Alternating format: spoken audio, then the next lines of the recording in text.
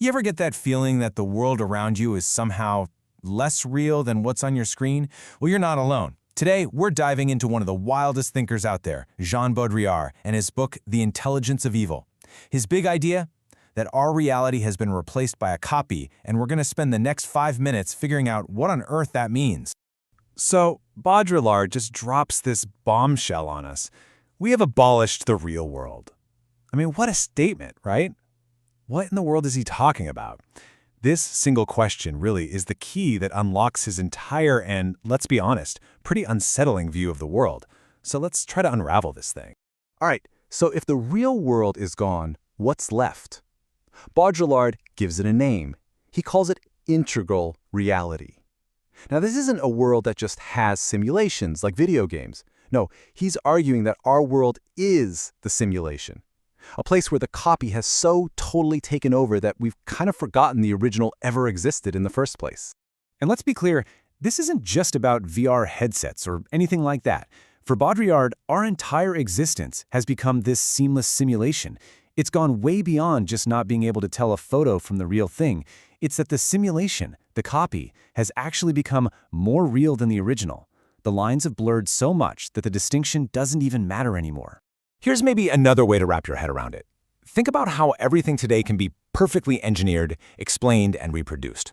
From our own feelings with therapy and pharmaceuticals to, say, finding love through a dating algorithm. When you do that, when everything is so perfectly operational, it loses its mystery, doesn't it? Baudrillard's point is that in this perfectly functioning world, we've lost real meaning, because meaning lives in the things you can't perfectly explain. Okay, so living in this total simulation has a massive consequence for how we make sense of anything. If reality itself is a copy with no original, what happens to our words, our symbols, our images? This leads to one of Baudrillard's most famous and shocking ideas, what he calls the murder of the sign. Think about it this way. A sign, like the actual word tree or a photo of a tree, is supposed to point to a real, physical tree out there in the world. Simple enough. But in integral reality, that real world is gone, so that connection gets severed. Now signs just point to other signs, which point to other signs. In this never-ending loop, its meaning completely hollowed out. And this is where it gets a little scary, because the implications are huge. If all our language and all our images are just endlessly bouncing off each other with no anchor in reality, what does that do to the whole concept of truth? I mean, just think about your social media feed. It's a constant waterfall of images and headlines that refer more to each other than to any actual concrete event. Where's the truth in all that? So this is where the title of the book, The Intelligence of Evil, starts to click. If reality and truth are this unstable, what happens to our biggest, most fundamental ideas? Like good and evil? Well, Baudrillard says they just get sucked into the show. They become part of the spectacle.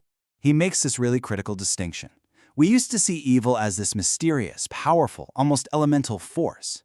But in our modern technical world, we can't really deal with that. So what do? We downgrade it. We turn evil into misfortune. Suddenly, it's not some profound part of the universe anymore. It's a technical glitch. It's a bug in the system that we can fix with the right therapy or social program. And this quote just nails it. By turning evil into a problem that can be solved, we're really just showing our own cards, this modern belief that we can control and perfect everything. But in the process, we strip evil of its raw power, and we lose our ability to even understand it. It just becomes another flickering image on the screen, like everything else. But here's the big twist.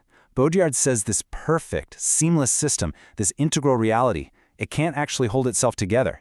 And why not? Because it breaks a fundamental rule of the universe, duality. He insists that reality is always built on opposites. You can't have good without evil, truth without illusion, life without death.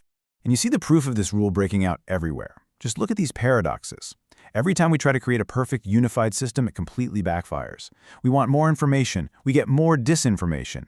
We demand total transparency, and it just creates new secrets.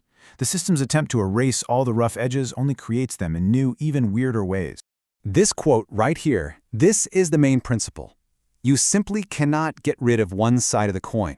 If you try, the other side will come roaring back with a vengeance. So this perfect system of integral reality tries to erase all negativity, all illusion, all evil. But those things will always violently push their way back in, because they're a fundamental part of existence itself. So, If we're all stuck inside this simulation that's constantly glitching and fracturing under its own weight, what are we supposed to do? I mean, how are you supposed to live in the world that he's described? And this is his final, startling move. He doesn't offer us a solution. He's not telling us to, unplug and try to get back to the real world. He thinks that's impossible anyway. Instead, he offers something called a lucidity pact. The goal isn't to escape the illusion, the goal is to become lucid within it, to see it for exactly what it is and understand the rules of the game we're all forced to play.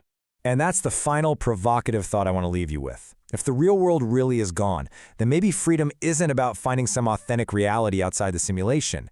Maybe the only freedom we have left is to actually master the illusion itself, to play with the signs, to embrace the contradictions, and to make a conscious deal with the fact that the world is an illusion. So, is that just giving up, or is it the ultimate form of clarity? What do you think?